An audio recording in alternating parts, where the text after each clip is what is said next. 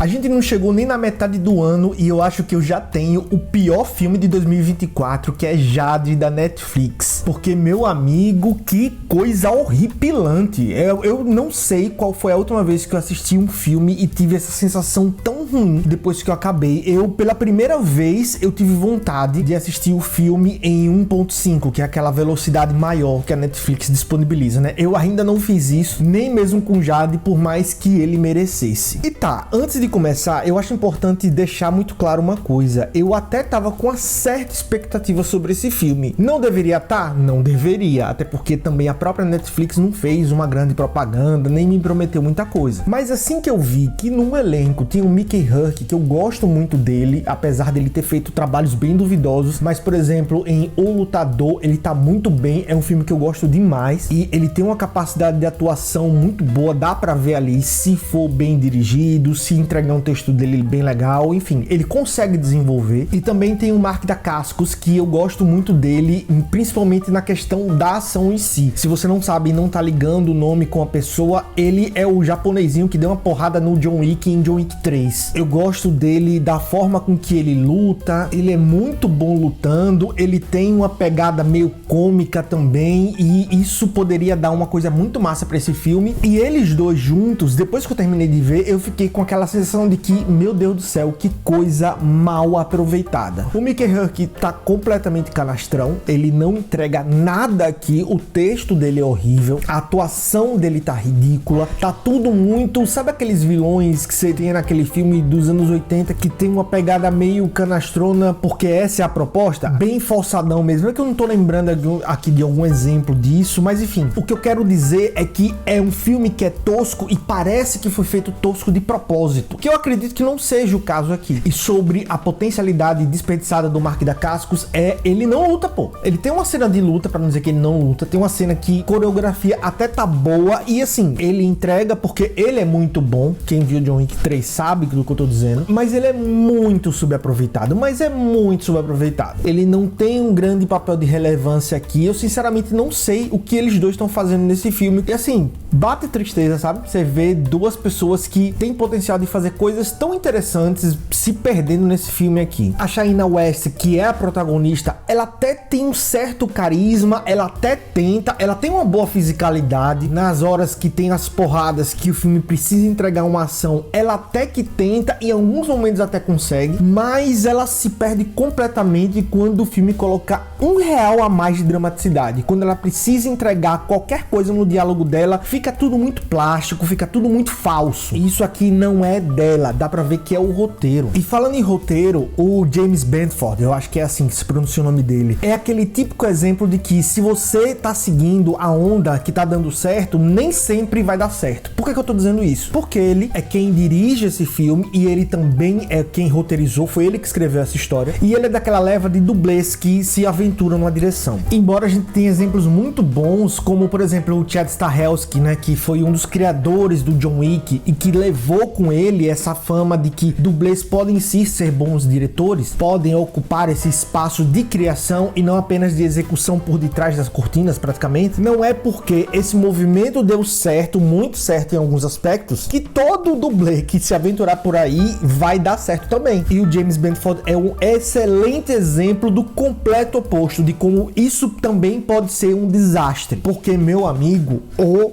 cara ruim no roteiro, se você der um papel em branco pra ele, um copo numa mão e um lápis no outro e pedir pra ele escrever um O, eu acho que ele vai ter dificuldade, porque ele simplesmente não sabe escrever um roteiro, ele não faz a menor noção como pessoas normais se comportam, como situações normais se desenrolam, situações de conflito, onde é que a ação tem que entrar, onde é que seria crível dela entrar, onde é que uma situação, se colocada de alguma forma, ela pareceria extremamente falsa, extremamente fake, e aqui ele faz com que praticamente todas as ações de todos os personagens sejam completamente plásticas, falsas, entendeu? Você não consegue acreditar no drama de ninguém aqui. Parece que tá todo mundo trabalhando amarrado, meio que, porra, tô fazendo esse trampo aqui só pra pagar meu aluguel, porque eu não queria estar aqui. Isso passa pelo comportamento dos atores, sabe? Pela atuação deles. E talvez aqui vem um grande spoiler, tá? E se eu fosse você, eu não me importaria com isso, porque você não vai querer perder seu tempo assistindo esse filme aqui, mas enfim, o final desse filme é uma grandíssima porcaria.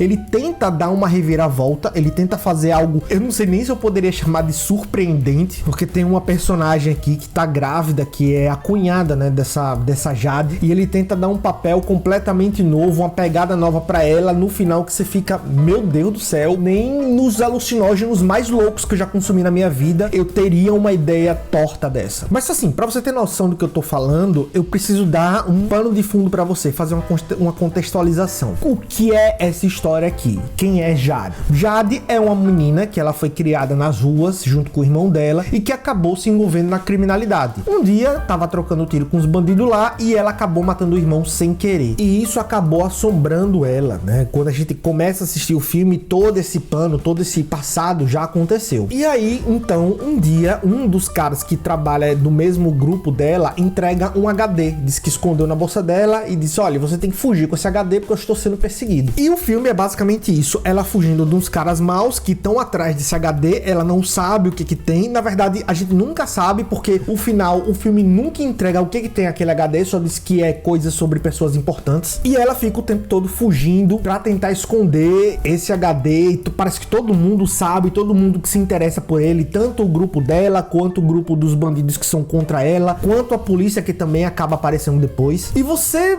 não compra aquela ideia em nenhum momento, você fica se perguntando, tá, mas onde foi que o filme tentou me convencer de que esse HD de fato é importante, que por que todo mundo tá indo atrás dele? O filme não faz a menor questão de tentar fazer com que a gente que tá assistindo se importe com toda aquela jornada. E aí quando o filme acaba, né, a gente vê que é só isso, é só uma menina que tá com um HD e que tá todo mundo atrás dela. Eu fiquei me perguntando, porra, mas por que para o filme tentar ter uma dramaticidade maior, para tentar ter uma história, né, uma história que seja, não colocou toda essa parada do irmão dela se envolvendo nas ruas e tudo mais, e ela acidentalmente até matando o irmão? Por que isso não tá na história do filme? Isso ia melhorar? O filme ia ficar bom? Obviamente que não, porque, enfim, a gente tem todas as provas de que esse diretor, ele não faz a menor noção do que é de fato contar uma história, mas ainda assim teria uma complexidade maior. O filme teria alguma coisa pra contar, mas não, essa parte se resume em uma animação de uns 30 segundos no início do filme pra tentar dar uma contextualizada, sendo que ele